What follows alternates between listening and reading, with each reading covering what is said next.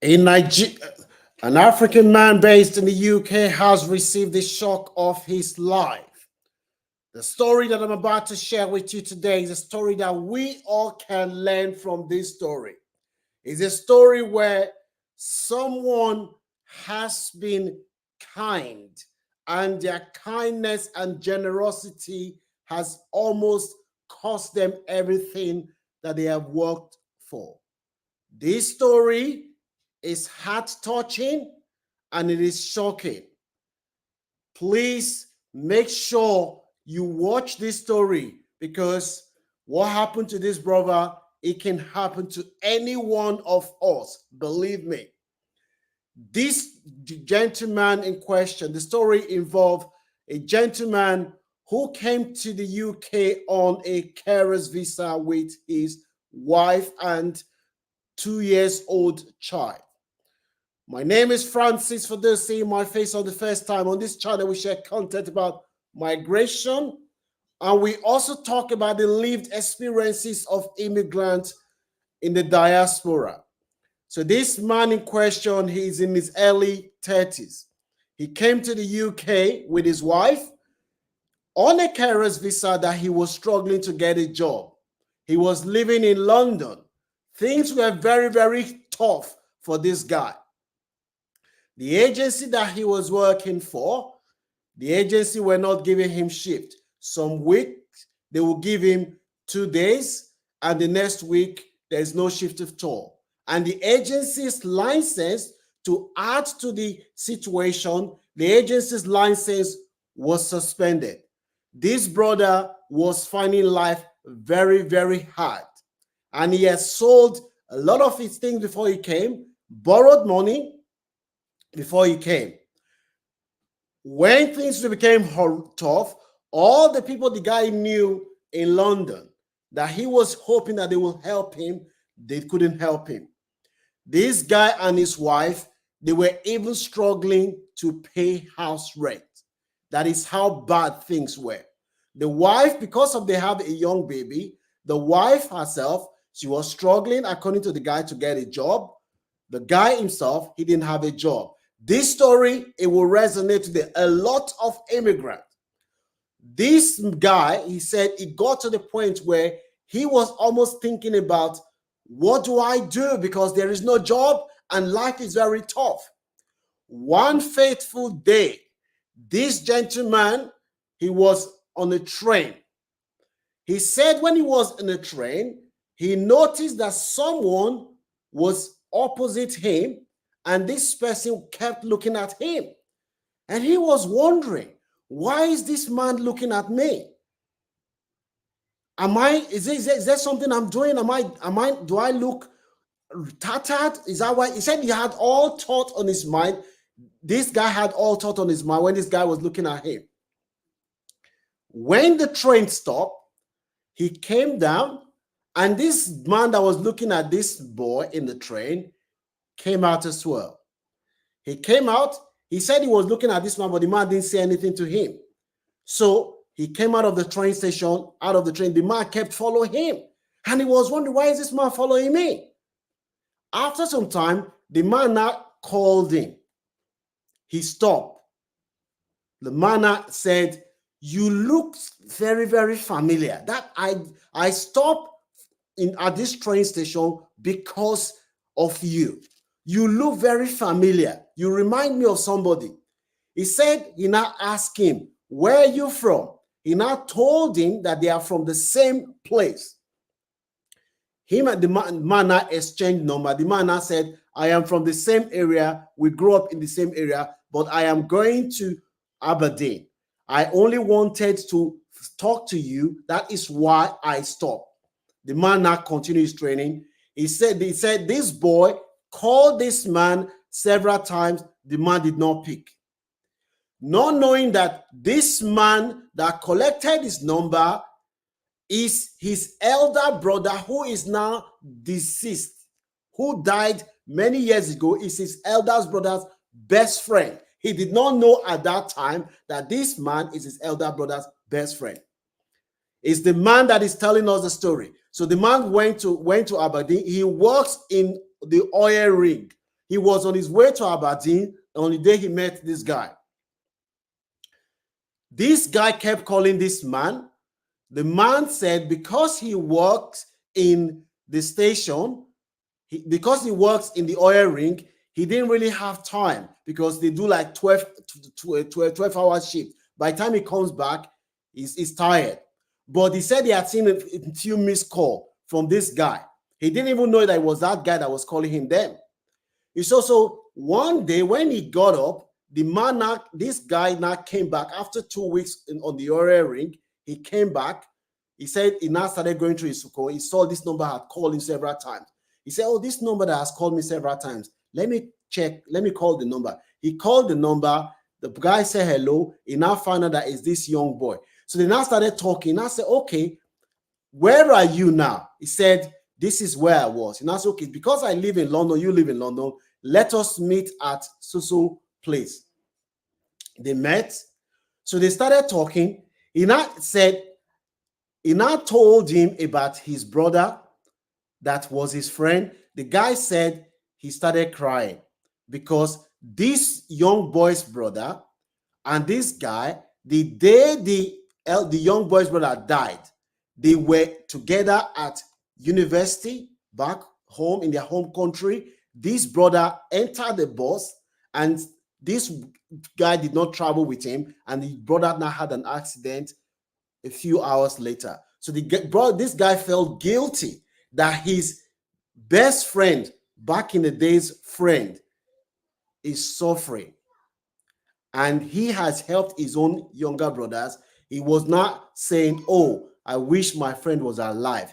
My friend would have been able to help his family as much as I have helped my family. Meanwhile, this very man has lived in London for more than 27 years. He now told this guy, the boy now explained to him, this is what I'm going through, sir. Everything is hard. Nobody wants to help me. The agency that brought me to this country, they are not giving me a job. The man now said, okay, if this is what you're going through, I will see if I can help you. Meanwhile, this gentleman, he recently divorced from his wife. The wife and him, they shared the property that they had. He was living alone in a 2-bedroom house that he owned in Hackney. He wasn't, because he was working 2 days on, 2 days off, there was nobody there most time. He now said to this young boy, come and stay with me, because every time you call me, I've given you money, you are always complaining. Come and stay. At least if you're not paying rent, your problem will be reduced. He now moved in with his wife and his daughter. Meanwhile, a few weeks later, this gentleman got a job from Middle East. He had to travel to the Middle East. He now said, okay, I'm going to be working in the Middle East. I'm going to be there for 6 months to 1 year. Since you are here now, you take care of the house. Take care of the house. I will be paying the bill before you find your feet. Don't worry. He now showed this boy, say, this is my passport. This is my, if you find a job, this is my passport with indefinite leave to remain. But I'm using my British passport to travel. If you can use it to get a job, get a job. This is my national insurance number. This is my bank card. You can put this, tell them to pay your salary. If you can use it to help yourself. Not knowing that good that he did for this boy is going to lead to his downfall. Listen to this story. If you have anyone in the Western world, I am telling you, please kindly share this story with them. What happened to this man, it can happen to any one of us, especially those people among us who have good heart to help people. That you see somebody suffering, you say you want to help. It can happen to any one of us. Kindly share this video with anyone that you know will benefit.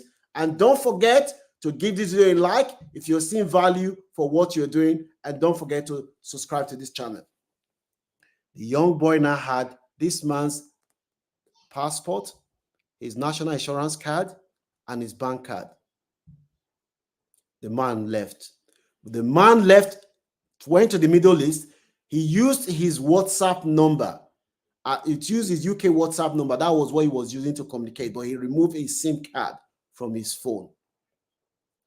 Before he knows what, he was still paying the mortgage for the first few months. He was paying the mortgage, not knowing that this boy that he gave his ID, the boy started, as soon as he had this man's ID, this boy that has been complaining all this while that he doesn't have friend, nobody wants to help him, he's suffering.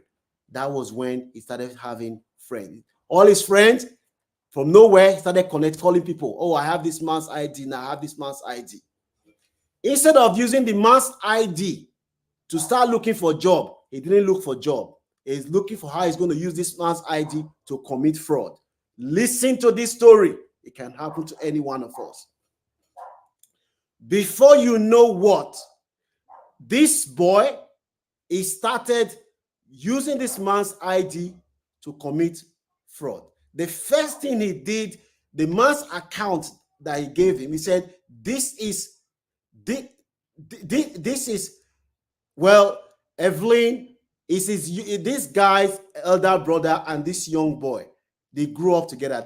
What I told the guy is that you went too far giving this guy your detail. But the guy said this guy's young elder brother and him, they went to the same school in their home country. He said he felt a sense of guilt knowing full well that the day the brother died, it was him that he saw last. It was him that accompanied him to the vehicle. He said because he was going through divorce, and the emotion of seeing this guy's younger brother, it overruled his sense of objectivity. It can happen to any one of us.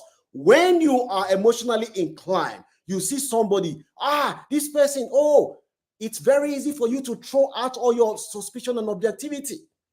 The guy said the last time he saw this boy was a baby. He did never thought that this boy could ever do something bad to him. Listen to this story. Like I said before, what happened to this man, it can happen to us. He gave this boy, he said this boy logged into his account. The first thing this boy saw in his account that he's not even using often, the bank will say, oh, Mr. This, do you know you are entitled to 35,000 loan? Now, for those of, if you have property in the UK, the bank will always chase you with loan. You enter into your bank, they say, oh, you are entitled to this loan, you're entitled to this loan. This boy, the first thing he did was to click. They say, click here if you wish to apply for this loan. The boy click. The boy collected £35,000 loan. Now, for somebody who doesn't know how the UK works, you might say, what? That doesn't sound plausible. How can the boy do it? My brother and sister, it is very, very easy. You do not need any proof of address. The bank has your history. The bank, all you need to do is to click accept. You agree to the terms and conditions. The bank will just put the money in your account. In less than 2 hours, the money is in your account. Easy peasy. The boy collected £35,000. That did not even stop. The next thing he did, he was now using this man's name to deliver all the fraudulent things that him and his friends. The same boy that was telling this man, uncle, I am dying. Nobody wants to help me. Nobody wants to help me. I am dying. Things are very hard. I don't have, all the people I know, I've called them. They switch off their phone. This boy, all of a sudden, all his criminal network friend, they reappear. The boy started using the man's name. The man bank, after the boy now called the man, send the man and say, uncle, I've got a job now. Let me start paying part of the mortgage money for you since I've got a job now. The man said, okay, since you say you have a job now, you pay percentage of the mortgage. The percentage of the mortgage that the boy said he was paying, he wasn't paying it. For 4 months, the man mortgage wasn't paid. The man said one day the boy now gave them, when he collected the loan from the bank, he now gave the bank sort code and account number to somebody to use that account details for them to put check into the account. When they did it, the boy initially, they put money into the account. The money cleared. The boy initially was withdrawing the money from cash point. After 2-3 days, the bank blocked the cash point. They now said to the boy, they sent a message to the man, but the man didn't see it. You need to appear in the bank. The man did not see the message. The man did not know where was going. The man did not go. They now passed the man detail. They called the police, say, this man transferred money to your account. We've tried to reach him. We haven't been able to reach him. The police went to his house. They didn't see the man. Meanwhile, the man said something just came into his mind that you need to go back to the UK. You need to go back to the UK. You need to go back to the UK. He said he said he felt that something was happening. I need to go back to the UK. The day he told this boy, my young brother, I am coming. Oh, the guy said, you're coming, bro? Okay, me and my wife, we found a place. We're gonna move out of the house. We found a place. The boy moved out of the house before the man appeared. My brothers and sisters, may God not let you do good for any person that has evil mind. I am telling you, there are lots of people like that amongst us. When they need something, they will be different person, but you do not know what is inside your mind, in their mind. You only know what is in your mind. When the man arrived back in the UK, he said he went to his house. He saw loads of letters. Loads of letters. Initially, he did not know what was going on. He called the boy. My younger brother, I am back. You want to come and see me? The boy said, Uncle, I'm coming today. Uncle, I'm coming tomorrow. Uncle, I'll come and see you tomorrow. Uncle, my baby is not well. He started giving him all sorts of excuses. This guy did not even suspect. When he started opening the letters, that is when they saw what we call Good Morning Britain. Here we are.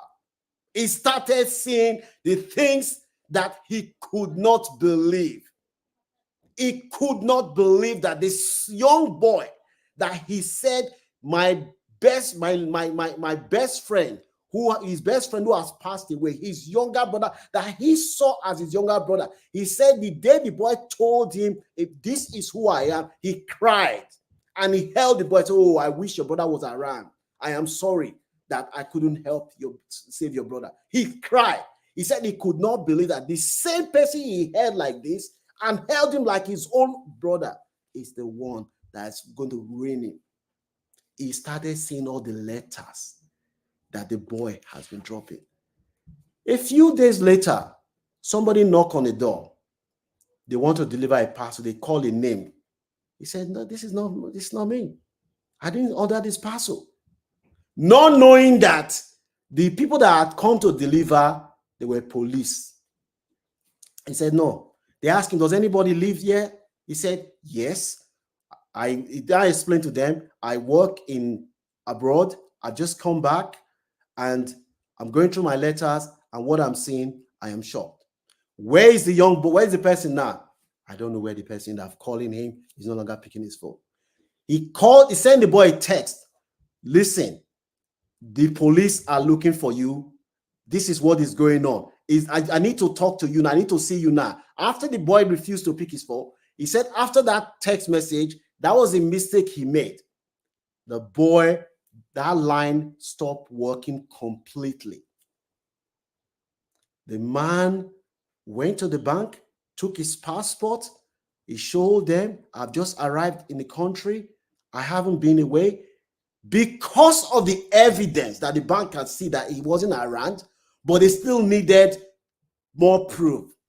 How did this person get your login? Did you report your bank details lost? No.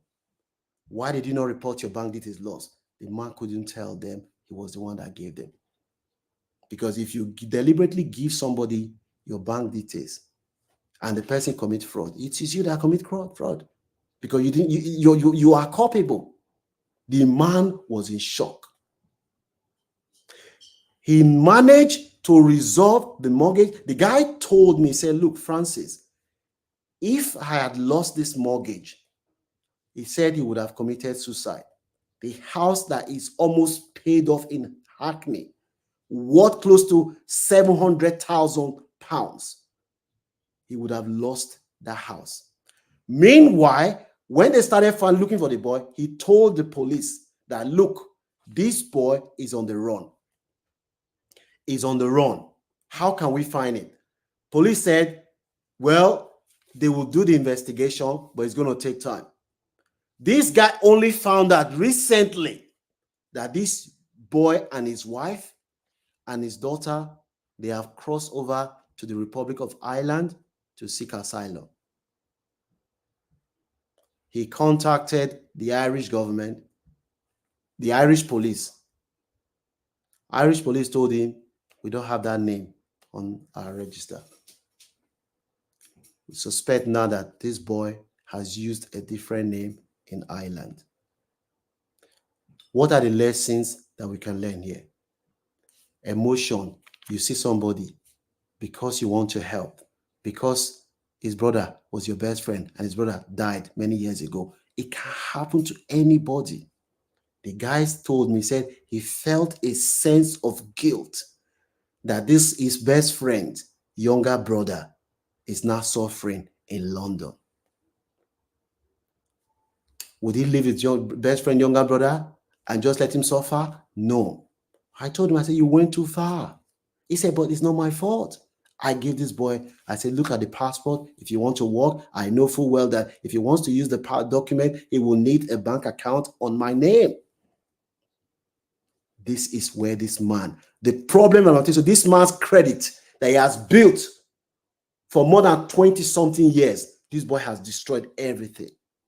He's writing letter now to different agencies, proving to them that he's not the one that collected the loan. And this boy now cannot be found. So these are the lessons that we can learn. I said this before, it can happen to you, it can happen to me, especially those people that have good hearts to help people. I've heard worse stories than this. When I share videos about criminal act, I deliberately do not name any country because I do not want to stereotype any country.